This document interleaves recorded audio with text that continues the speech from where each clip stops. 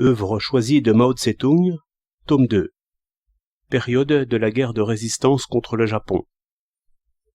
Le rôle du Parti communiste chinois dans la guerre nationale. Octobre 1938. Camarades, nous avons devant nous un avenir lumineux. Nous battrons les impérialistes japonais et nous édifierons une Chine nouvelle. Nous y parviendrons sûrement. Mais pour atteindre à ce bel avenir, il nous faudra parcourir un chemin difficile. Le Parti communiste chinois et le peuple tout entier, qui luttent pour une Chine radieuse, devront combattre méthodiquement l'envahisseur japonais, et ils ne pourront vaincre que par une guerre de longue durée. Nous avons déjà longuement parlé des différentes questions relatives à cette guerre. Nous avons fait le bilan de l'expérience acquise depuis ses débuts, évalué la situation présente, défini les tâches urgentes qui incombent à la nation, expliquer pourquoi nous devons, en vue de soutenir une guerre de ce genre, former un front uni national anti-japonais durable, et comment nous y prendre. Enfin, nous avons analysé la situation internationale. Quelle question y a-t-il donc encore? Eh bien, camarades, il en reste une. Le rôle du Parti communiste chinois dans la guerre nationale. En d'autres termes, comment les communistes doivent comprendre leur rôle, accroître leur force et resserrer leurs rangs, pour être en mesure d'éviter la défaite et de mener cette guerre à la victoire.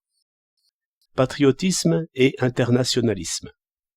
Le communiste, qui est internationaliste, peut-il être en même temps patriote? Nous pensons que non seulement il le peut, mais le doit. Ce sont les conditions historiques qui déterminent le contenu concret du patriotisme.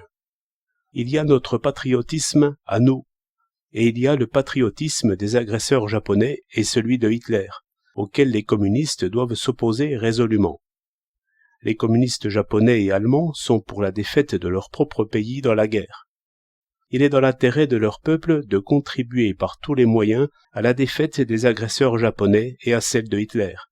Et plus cette défaite sera complète, mieux cela vaudra. C'est ce que doivent faire les communistes japonais et allemands.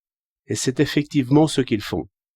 Car les guerres entreprises par les agresseurs japonais et par Hitler sont aussi funestes pour les peuples du Japon et de l'Allemagne que pour les peuples du monde. Il en va autrement de la Chine, qui est victime de l'agression. C'est pourquoi les communistes chinois doivent unir le patriotisme à l'internationalisme. Nous sommes à la fois des internationalistes et des patriotes, et notre mot d'ordre est de combattre l'envahisseur pour défendre la patrie. Pour nous, le défaitisme est un crime, et la lutte pour la victoire dans la guerre de résistance est un devoir auquel nous ne pouvons nous soustraire. Car seul le combat pour la défense de la patrie permet de vaincre les agresseurs et de libérer la nation. Et cette libération seule rend possible l'émancipation du prolétariat et de tout le peuple laborieux. La victoire de la Chine sur ses agresseurs impérialistes aidera les peuples des autres pays. Dans la guerre de libération nationale, le patriotisme est donc une application de l'internationalisme.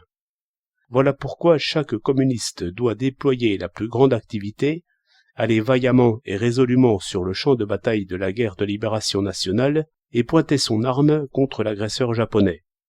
Voilà pourquoi, dès qu'eut éclaté l'incident du 18 septembre 1931, notre parti appela à résister à l'agression japonaise par une guerre nationale de légitime défense et, plus tard, proposa un front uni national contre le Japon, donna l'ordre à l'armée rouge de se réorganiser en unité de l'armée révolutionnaire nationale anti-japonaise et d'aller au front, prescrivit à ses membres d'aller combattre en première ligne dans la guerre de résistance et de défendre la patrie jusqu'à la dernière goutte de leur sang. Ces actes de patriotisme sont justes, et loin de contredire l'internationalisme, ils en sont une application en Chine. Seuls ceux qui ont des idées politiques confuses ou des desseins inavoués peuvent prétendre, au rebours du bon sens, que nous avons eu tort, que nous avons abandonné l'internationalisme. Les communistes doivent donner l'exemple dans la guerre nationale. Pour les raisons ci-dessus, les communistes doivent faire preuve de beaucoup d'initiative dans la guerre nationale. Ils doivent la manifester de façon concrète, c'est-à-dire jouer un rôle exemplaire d'avant-garde dans tous les domaines. Notre guerre se poursuit dans de dures conditions. Les masses populaires n'ont pas encore suffisamment de conscience nationale, d'amour-propre national et de confiance dans l'avenir de la nation.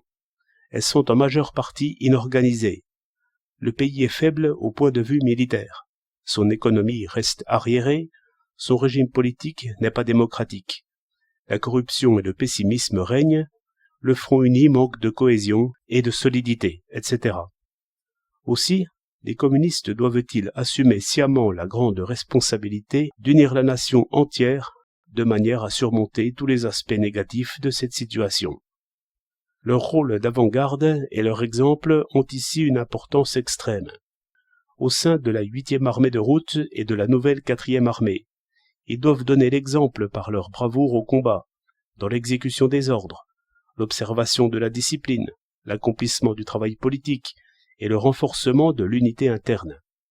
Dans leur rapport avec les armées et partis amis, ils maintiendront une ferme position d'unité pour la résistance au Japon, appliqueront résolument le programme du Front uni et seront des modèles dans l'accomplissement des tâches de la guerre de résistance.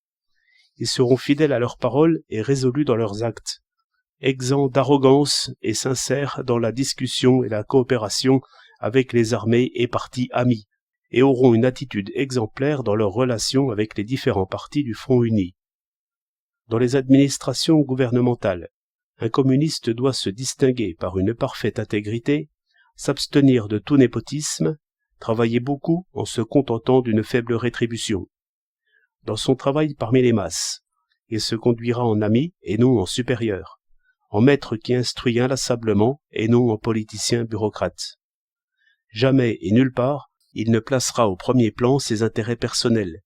Il les subordonnera aux intérêts de la nation et des masses populaires. C'est pourquoi l'égoïsme, le relâchement dans le travail, la corruption, l'ostentation, etc. méritent le plus grand mépris, alors que le désintéressement, l'ardeur au travail, le dévouement à l'intérêt public, l'effort assidu et acharné commandent le respect. Un communiste doit travailler en bonne harmonie avec tous les éléments avancés qui ne sont pas du parti, et s'efforcer d'unir le peuple tout entier pour surmonter tout ce qui est négatif. Rendons-nous bien compte que les communistes ne constituent qu'une petite fraction de la nation et qu'en dehors du parti, il existe un grand nombre d'éléments avancés et actifs avec lesquels nous devons collaborer.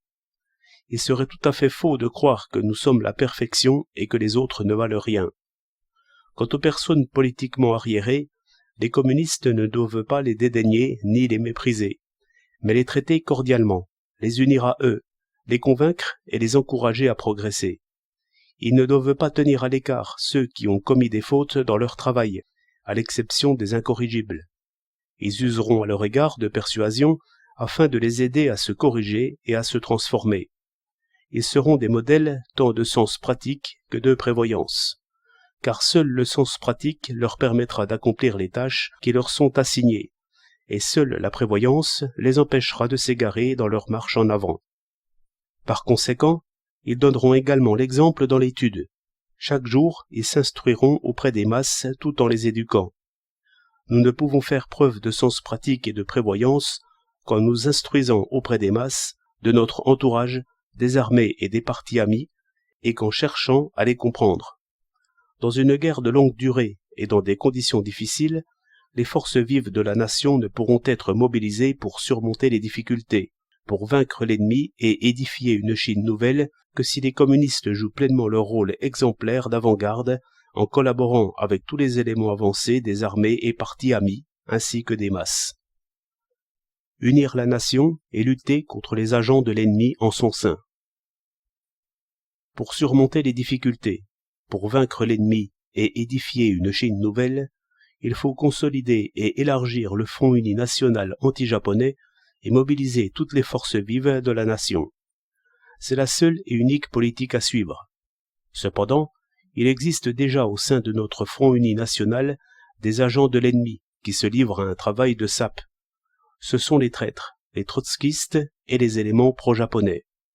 Les communistes doivent être toujours en éveil, démasquer, preuve en main, les crimes des agents ennemis, et mettre le peuple en garde contre leur imposture. Ils redoubleront de vigilance politique à l'égard des agents de l'ennemi au sein de la nation. Il faut bien comprendre qu'il est impossible d'élargir et de consolider le Front uni national sans démasquer ses agents et les éliminer. Il serait complètement erroné de ne prêter attention qu'à l'un des aspects de la question en perdant l'autre de vue.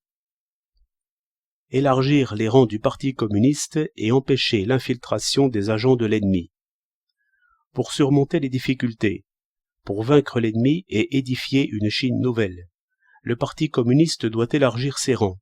Il doit devenir un grand parti de masse, en ouvrant largement ses portes aux ouvriers, aux paysans et aux jeunes activistes sincèrement dévoués à la révolution, qui croient aux principes du parti, soutiennent sa politique et sont prêts à se soumettre à sa discipline et à travailler avec ardeur. Toute tendance sectaire de la porte close est ici inadmissible. Toutefois, nous devons toujours nous mettre en garde contre l'infiltration des agents ennemis dans nos rangs.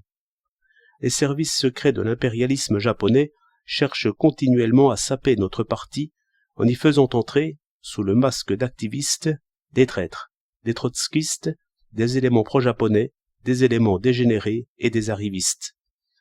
Ne relâchons donc pas un seul instant notre vigilance, ni ne négligeons nos précautions envers ces individus. Certes, nous ne fermerons pas les portes du parti par crainte des agents de l'ennemi. Notre ligne de conduite étant d'élargir hardiment ses rangs. Mais, ce faisant, nous demeurerons sur nos gardes à l'égard des agents et des arrivistes qui profiteraient de l'occasion pour s'y faufiler. Nous commettrons des erreurs si nous ne prenons en considération que l'un des aspects de la question, et si nous négligeons l'autre. Le seul principe politique juste est ici d'élargir hardiment les rangs de notre parti, sans y laisser pénétrer un seul indésirable. Maintenir à la fois le front uni et l'indépendance du parti. Sans aucun doute, seul le maintien résolu du front uni national permettra de surmonter les difficultés, de vaincre l'ennemi et d'édifier une Chine nouvelle. Cependant, chaque parti ou groupement du Front uni doit conserver son indépendance sur le plan idéologique, politique et sur celui de l'organisation. Cela vaut dans une mesure égale pour le Kuomintang, le Parti communiste et tous les autres partis ou groupements politiques. Dans les relations entre les partis, l'un des trois principes du peuple, le principe de la démocratie, admet à la fois l'union de tous les partis et l'indépendance de chacun d'eux. Parler uniquement de l'union et nier l'indépendance, c'est abandonner le principe de la démocratie, ce que ni le Parti communiste, ni aucun autre parti ou groupement politique ne saurait admettre. Il est indéniable que l'indépendance au sein du Front uni ne peut être que relative. Elle ne saurait être absolue. La considérer comme absolue saperait la politique générale d'union contre l'ennemi. Mais il ne faut pas nier cette indépendance relative. Tant au point de vue de l'idéologie que de la politique ou de l'organisation, chaque parti doit jouir d'une indépendance relative, c'est-à-dire du droit à une liberté relative. Se laisser priver de ce droit ou y renoncer de son propre gré, ce serait également porter atteinte à la politique générale d'union contre l'ennemi. C'est ce que doivent comprendre tous les communistes et tous les membres des partis amis. Il en est de même du rapport entre la lutte des classes et la lutte nationale. C'est un principe établi que, durant la guerre de résistance, tout doit être subordonné aux intérêts de la résistance. C'est pourquoi les intérêts de la lutte des classes devront être subordonnés à ceux de la guerre de résistance et non aller à leur rencontre. Cependant, l'existence des classes et de la lutte des classes est un fait. Ceux qui le nient, qui nient l'existence de la lutte des classes, font erreur. La théorie qui tente de contester l'existence de la lutte des classes est absolument fausse. Nous ne nions pas la lutte des classes, nous l'adaptons aux circonstances. La politique d'aide mutuelle et de concession réciproque que nous préconisons s'applique non seulement au rapport entre les partis, mais aussi au rapport entre les classes. L'unité contre le Japon exige une politique appropriée de rajustement des rapports de classe, qui, d'une part, ne laisse pas les masses laborieuses sans garantie du point de vue politique et matériel, et, d'autre part, tiennent compte des intérêts des riches, de manière à répondre aux exigences de l'Union dans la lutte contre l'ennemi. Ne considérer que l'un de ces aspects et négliger l'autre serait préjudiciable à la résistance au Japon. tenir compte de la situation d'ensemble, penser en fonction de la majorité, travailler de concert avec nos alliés. En guidant les masses populaires dans la lutte contre l'ennemi, les communistes doivent tenir compte de la situation d'ensemble, penser en fonction de la majorité et travailler de concert avec leurs alliés. Ils doivent comprendre cette vérité. Il est indispensable de subordonner les besoins de la partie à ceux de l'ensemble. Si une proposition correspond seulement à une situation particulière, et non à la situation générale, il faut subordonner la partie au tout. Il en va de même dans le cas inverse. Si une proposition ne correspond pas à une situation particulière, mais à la situation générale, il faut également subordonner la partie au tout. Voilà ce que veut dire tenir compte de la situation d'ensemble. Les communistes ne doivent jamais se couper de la majorité du peuple, s'en désintéresser et progresser de façon aventureuse à la tête seulement d'une minorité avancée. Ils veilleront à établir des liens étroits entre les éléments avancés et la grande masse du peuple. Voilà ce que veut dire penser en fonction de la majorité. Partout où il y a des partis et groupements démocratiques ou des démocrates désireux de coopérer avec nous, les communistes doivent conférer et travailler avec eux. Il est faux de prendre des décisions arbitraires et d'agir d'une manière autoritaire, en ignorant nos alliés. Un bon communiste doit savoir tenir compte de la situation d'ensemble, penser en fonction de la majorité et travailler de concert avec ses alliés. À cet égard, nous avons eu de grandes insuffisances, et il faut nous appliquer à les surmonter. Politique des cadres. Le Parti communiste chinois est un parti qui dirige une grande lutte révolutionnaire dans une immense nation de plusieurs centaines de millions d'hommes. Il ne saurait remplir sa tâche historique sans avoir un nombre considérable de cadres dirigeants capables et politiquement intègres.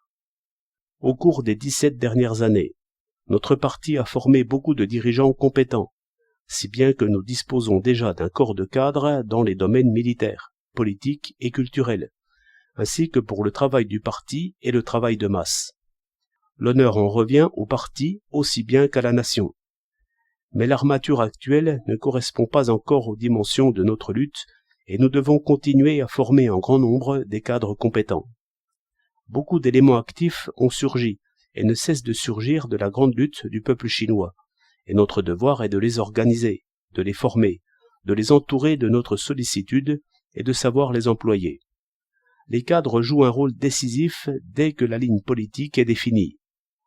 Notre tâche de combat est donc de former selon un plan un grand nombre de nouveaux cadres. Nous devons nous occuper aussi bien des cadres non communistes que des cadres membres du parti. Il existe en effet à l'extérieur du parti nombre de gens capables que celui-ci ne doit pas ignorer. Il faut que chaque communiste se débarrasse de toute attitude hautaine et distante, sache collaborer avec les cadres non communistes, les aide sincèrement, adopte à leur égard une attitude de chaude camaraderie et oriente leur activité vers la grande cause de la résistance au Japon et de la construction nationale. Tel est son devoir. Sachons juger les cadres. Ne fondons pas notre appréciation seulement sur une courte période ou un fait isolé de la vie d'un cadre, mais considérons l'ensemble de son passé et de son travail. C'est là la méthode principale pour juger d'un cadre. Sachons employer les cadres. Le devoir d'un dirigeant se ramène essentiellement à trouver des idées et à employer les cadres. Élaborer un plan, prendre une décision, lancer un ordre, donner une directive, etc., c'est trouver des idées. Pour faire passer les idées dans la pratique, il faut unir les cadres et les inciter à l'action. Cela s'appelle employer les cadres. Tout au long de l'histoire de notre peuple, il a existé deux lignes opposées dans ce domaine. On vous nomme selon votre mérite ou on vous choisit par favoritisme. La première voie est honnête, la seconde malhonnête. Dans sa politique des cadres, le Parti communiste adoptera les critères suivants. Ferme application de la ligne du parti, soumission à sa discipline, liaison étroite avec les masses, capacité de travailler en toute indépendance, ardeur à la tâche et désintéressement. C'est là la politique de nomination des cadres selon leur mérite. Elle est à l'opposé de la politique des cadres suivie par Chong Kuo-tao. Choisissant les cadres par favoritisme, il s'entourait d'hommes à lui pour former un groupe fractionnel, si bien qu'il finit par trahir le parti et déserta. C'est là une très sérieuse leçon. Instruit par ce fait et par d'autres leçons semblables que nous offre l'histoire, le comité central et les dirigeants à tous les échelons ont, dans notre politique des cadres, la haute responsabilité de toujours procéder d'une façon impartiale et honnête et de rejeter toute partialité malhonnête, de manière à renforcer l'unité du parti. Sachons prendre soin des cadres. Pour cela, nous avons les moyens suivants. Premièrement, nous devons les orienter, c'est-à-dire que tout en les laissant travailler librement, afin qu'ils osent prendre leurs responsabilités, nous leur donnerons en temps opportun des directives, de sorte qu'ils pourront, guidés par la ligne politique du parti, faire valoir leur esprit créateur. Deuxièmement, il s'agit d'élever leur niveau, en leur donnant la possibilité d'apprendre, en les éduquant, de sorte qu'ils enrichiront leurs connaissances théoriques et deviendront plus qualifiés. Troisièmement, il faut vérifier leur travail, les aider à faire le bilan de leur expérience, à multiplier leurs succès et à corriger leurs erreurs. Assigner une tâche sans en vérifier l'exécution et n'y porter attention qu'une fois commises des erreurs sérieuses, ce n'est pas là prendre soin des cadres. Quatrièmement, envers les cadres qui ont fait des erreurs, nous devons, en général, user de persuasion pour les aider à se corriger, et ne recourir à la méthode de la lutte qu'envers ceux qui sont coupables de fautes graves, et refusent pourtant de se laisser guider.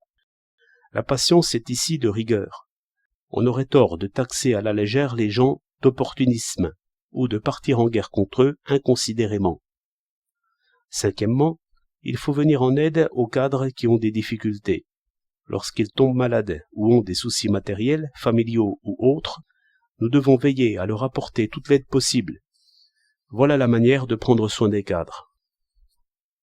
La discipline du parti. Après les graves infractions de Chang Kuo-tao, il est nécessaire de réaffirmer les règles de la discipline du parti. 1. Soumission de l'individu à l'organisation. 2. Soumission de la minorité à la majorité. 3. Soumission de l'échelon inférieur à l'échelon supérieur. 4. Soumission de l'ensemble du parti au comité central. Quiconque viole ces règles sape l'unité du parti. L'expérience montre que certains enfreignent la discipline parce qu'ils ignorent ce qu'est cette discipline, mais que d'autres, comme Chang Kuo-tao, le font en toute connaissance de cause pour accomplir leur perfide dessein, en profitant de l'ignorance de nombreux camarades. C'est pourquoi il est nécessaire d'éduquer les membres dans la discipline du parti, afin que les simples membres l'observent eux-mêmes et veillent à ce que leurs dirigeants s'y soumettent également, et cela pour éviter que le cas de Chang Kuo-tao ne se renouvelle.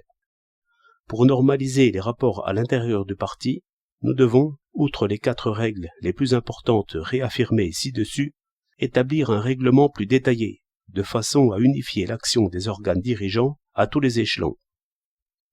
La démocratie dans le parti. Dans la grande lutte où il est engagé, le Parti communiste chinois demande à tous ses organes dirigeants, à tous ses membres et cadres, de faire preuve d'initiative au plus haut degré, ce qui seul pourra assurer la victoire. Dans la pratique, cette initiative se manifestera dans leur énergie créatrice, le sens des responsabilités, l'ardeur au travail, le courage et l'aptitude à soulever des questions, à exprimer leur opinion, à critiquer les défauts, ainsi que dans le contrôle exercé avec une sollicitude de camarades sur les organismes supérieurs et les cadres dirigeants. Sinon, le terme initiative n'aurait pas de sens. Or, cette initiative se déploie en fonction du degré de démocratie dans la vie du parti. Elle ne le pourrait pas sans une démocratie suffisante. De même, il n'est possible de former un grand nombre d'hommes capables que si la démocratie règne dans le parti. Dans notre pays, prédomine le système patriarcal propre à la petite production, et de plus, il n'existe pas encore de vie démocratique à l'échelle nationale. Cela se reflète dans notre parti sous forme d'une vie démocratique insuffisante, qui l'empêche de déployer pleinement son initiative et qui entraîne également une démocratie insuffisante au sein du Front uni et dans les mouvements de masse. C'est pourquoi le parti doit éduquer ses membres sur la question de la démocratie, afin qu'ils comprennent ce qu'est la vie démocratique, quels sont les rapports entre la démocratie et le centralisme, et comment se pratique le centralisme démocratique. Ainsi, seulement, nous pourrons étendre effectivement la démocratie au sein du parti, tout en évitant l'ultradémocratisme et ce laisser-aller qui détruit la discipline. Par ailleurs, il faut développer au degré voulu la vie démocratique des organisations du parti dans notre armée, pour stimuler l'esprit d'initiative des membres du parti et accroître la capacité combative des troupes. Cependant, la démocratie dans ces organisations-là doit être moins étendue que dans les organisations locales du parti. Dans les unes comme dans les autres, la démocratie au sein du parti doit servir à renforcer la discipline et la capacité combative, et non à les affaiblir. Cette extension de la démocratie doit être considérée comme une mesure indispensable pour consolider et développer le parti, comme une arme importante qui lui permettra de déployer toute son activité dans sa grande lutte, d'être à la hauteur de ses tâches, de créer des forces nouvelles et de sortir victorieux des épreuves de la guerre. Notre parti s'est consolidé et a grandi dans la lutte sur 2 fronts. En 17 ans, notre parti a appris, d'une manière générale, à se servir de l'arme marxiste-léniniste de la lutte idéologique pour combattre les conceptions erronées à l'intérieur du parti, sur les 2 fronts, l'opportunisme de droite et l'opportunisme de gauche. Avant la 5e session plénière du comité central issue de son 6e congrès, notre parti a combattu l'opportunisme de droite de Chen Tao-Xiao et l'opportunisme de gauche du camarade Li Lisan. Sa victoire dans ces 2 luttes lui a fait faire de grands progrès. Après cette session, il a encore connu 2 luttes internes d'importance historique. L'une s'est déroulée à la réunion de Tsuenyi et l'autre a abouti à l'exclusion de Chang Kuo-tao. La réunion de Tsuenyi a corrigé les graves erreurs de principe, à caractère opportuniste de gauche, commises au cours de la lutte contre la 5e campagne d'encerclement et d'anéantissement lancée par le Kuomintang et a renforcé la cohésion du parti et celle de l'armée rouge. Elle a ainsi permis à notre comité central et aux forces principales de l'armée rouge d'accomplir avec succès la longue marche, de gagner les positions avancées de la résistance anti-japonaise et de mettre en œuvre une politique nouvelle, la politique de Front Uni National anti-japonais. Les réunions de Passy et de Yunnan, en combattant l'opportunisme de droite de Chang Kuo-tao, la lutte contre cette ligne débuta à la réunion de Passy et se termina à celle de Yunnan, réussirent à rallier toutes les forces de l'armée rouge et à renforcer l'unité du parti pour la résistance héroïque au Japon. Ces 2 sortes d'erreurs opportunistes apparurent au cours de la guerre civile révolutionnaire et étaient caractérisées par leur rapport avec la guerre. Quelles leçons avons-nous tirées de ces 2 luttes à l'intérieur du parti? Les voici. 1. L'impétuosité gauchiste, qui ne tient aucun compte des conditions subjectives et objectives, compromet sérieusement la guerre révolutionnaire, comme d'ailleurs tout mouvement révolutionnaire. Elle a été l'une des graves erreurs de principe apparues au cours de notre 5e contre-campagne et due à la méconnaissance des particularités de la guerre révolutionnaire en Chine. 2.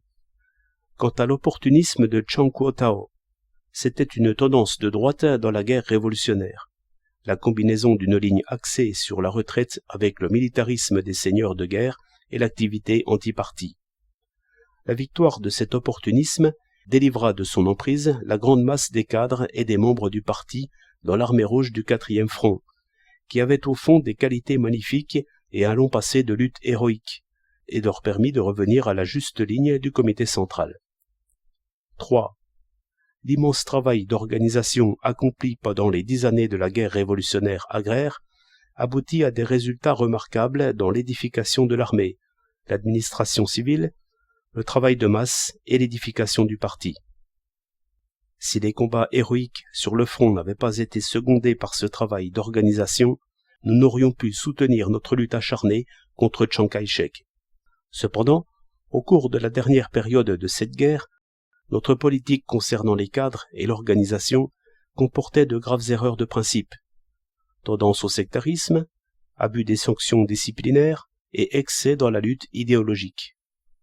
Cela résulte du fait que les séquelles de la ligne de Lilisan n'avaient pu être éliminées et que d'autres fautes politiques de principe avaient été commises à l'époque.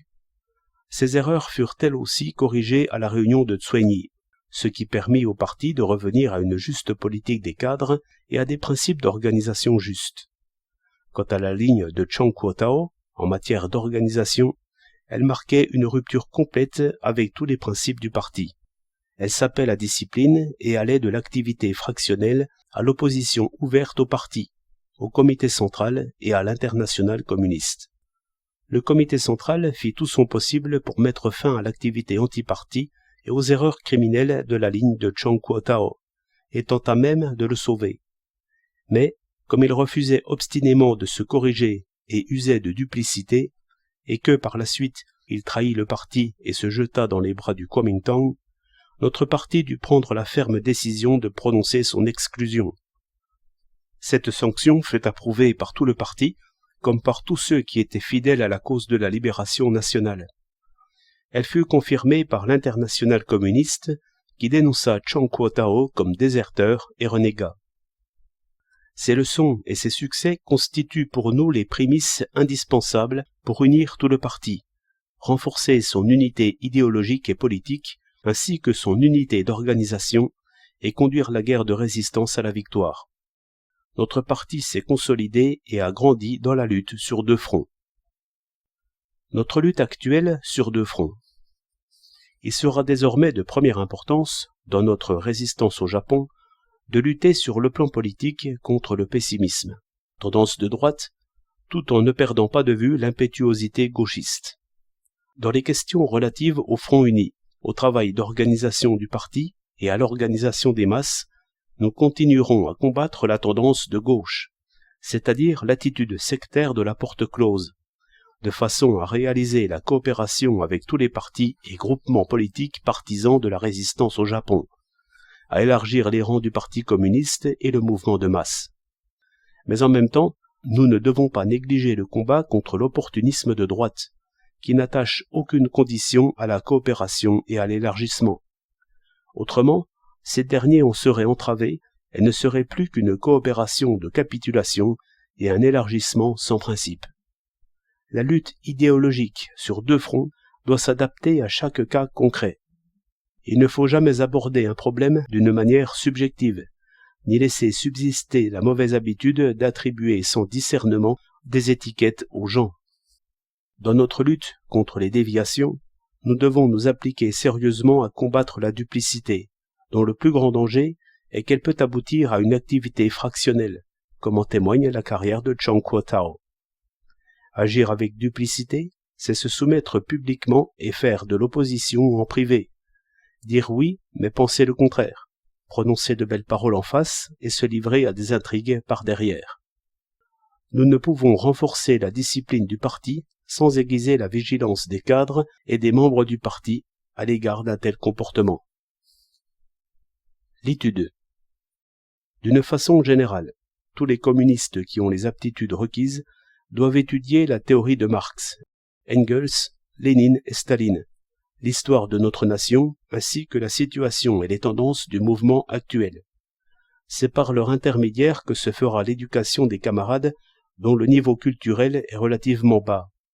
Il importe, en particulier, que les cadres portent une attention toute spéciale à cette étude, et qu'à plus forte raison les membres du comité central et les cadres supérieurs s'y consacrent avec ardeur. Un parti qui dirige un grand mouvement révolutionnaire ne saurait le mener à la victoire sans théorie révolutionnaire, sans connaissance de l'histoire, sans une compréhension profonde du mouvement dans sa réalité. La théorie de Marx, Engels, Lénine et Staline a une valeur universelle. Il ne faut pas la considérer comme un dogme, mais comme un guide pour l'action.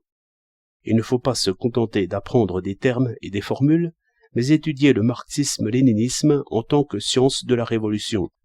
Il s'agit non seulement de comprendre les lois générales qu'ont établies Marx, Engels, Lénine et Staline, en se fondant sur leur vaste étude de la vie réelle et de l'expérience de la révolution, il faut aussi étudier la position et la méthode qu'ils adoptèrent pour examiner et résoudre les problèmes.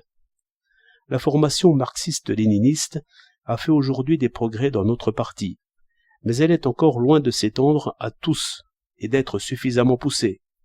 Nous avons pour mission de diriger une grande nation de plusieurs centaines de millions d'hommes, dans une lutte sans précédent. C'est pourquoi l'étude généralisée et approfondie de la théorie marxiste-léniniste est pour nous une grande tâche qu'il importe d'accomplir de toute urgence, et qui ne peut l'être qu'au prix de sérieux efforts. J'espère qu'après cette session du comité central, une émulation pour l'étude apparaîtra dans tout le parti. On verra alors qui aura véritablement appris quelque chose, qui aura étendu et approfondi ses connaissances. Si, parmi les camarades chargés des principales responsabilités dans le travail de direction, il s'en trouve 100 à 200 à posséder une connaissance systématique et non fragmentaire du marxisme-léninisme, une connaissance réelle et non creuse, la capacité combative de notre parti sera considérablement accrue, et la victoire sur l'impérialisme japonais en sera hâtée. Une autre tâche nous incombe, c'est d'étudier notre patrimoine historique et d'en faire le bilan dans un esprit critique selon la méthode marxiste. Notre nation a une histoire plusieurs fois millénaire, qui a ses particularités et offre d'immenses trésors. À cet égard, nous ne sommes encore que de simples écoliers. La Chine d'aujourd'hui résulte du développement de la Chine du passé. Abordant l'histoire en marxiste, nous ne devons pas en rompre le fil. Nous devons faire le bilan de tout notre passé, de Confucius à Sun Yat-sen, pour recueillir ce précieux héritage. Cela nous aidera dans une large mesure à diriger le grand mouvement actuel. Les communistes, en tant que marxistes, sont des internationalistes, mais c'est seulement en liant le marxisme au caractère spécifique du pays et en lui donnant une forme nationale que nous pourrons l'appliquer dans la vie. La grande force du marxisme-léninisme réside précisément dans sa fusion avec la pratique révolutionnaire concrète de chaque pays. Cela signifie pour le Parti communiste chinois qu'il faut savoir appliquer le marxisme-léninisme en fonction des conditions concrètes de la Chine. Si les communistes chinois, qui sont des membres de notre grande nation et lui appartiennent comme sa chair et son sang, parlaient du marxisme sans tenir compte des particularités de la Chine, ce ne serait qu'un marxisme abstrait et vidé de tout son contenu. Ainsi, la question que tout le parti doit comprendre et résoudre de toute urgence, c'est d'appliquer le marxisme de manière concrète en Chine, afin qu'il reflète en toutes circonstances les traits spécifiques de notre pays. En d'autres termes, il s'agit de l'appliquer en tenant compte des particularités de la Chine. Il faut en finir avec le style stéréotypé étranger, passer moins de temps en bavardage creux sur des notions abstraites et mettre le dogmatisme au rencard, pour faire place à un air et à un style chinois, plein de fraîcheur et de vie, qui plaisent à l'oreille et à la vue des simples gens de chez nous. Séparer le contenu internationaliste de la forme nationale, c'est le propre des gens qui n'entendent rien à l'internationalisme. Quant à nous, nous devons les lier étroitement l'un à l'autre. Les graves erreurs qui existent sur ce point dans nos rangs doivent être soigneusement corrigées. Quelles sont les particularités du mouvement actuel? Quelles en sont les lois? Comment le diriger? Ce sont là autant de questions pratiques. Aujourd'hui encore, nous ne connaissons ni pleinement l'impérialisme japonais, ni parfaitement la Chine. Le mouvement se développe. Du nouveau va surgir devant nous, et le nouveau naît sans cesse. Étudier ce mouvement sous tous ses aspects et dans son évolution, c'est là une grande tâche qui mérite une attention constante. N'est pas marxiste celui qui se refuse à étudier tout cela sérieusement et avec soin. Notre ennemi dans l'étude, c'est la suffisance. Quiconque veut réellement apprendre doit commencer par s'en débarrasser. S'instruire sans jamais s'estimer satisfait et enseigner sans jamais se lasser, telle doit être notre attitude. L'unité et la victoire. L'unité interne du Parti communiste chinois est la condition primordiale de l'union de toute la nation pour triompher dans la guerre de résistance et édifier une Chine nouvelle. Les 17 ans qui ont trempé le Parti communiste chinois lui ont appris de nombreux moyens pour réaliser son unité interne, et il est maintenant bien plus expérimenté. Nous sommes donc en état de former un solide noyau au sein du peuple chinois pour gagner la guerre de résistance et édifier une Chine nouvelle. Ces buts, camarades, nous sommes sûrs de les atteindre. Il n'est que de rester unis,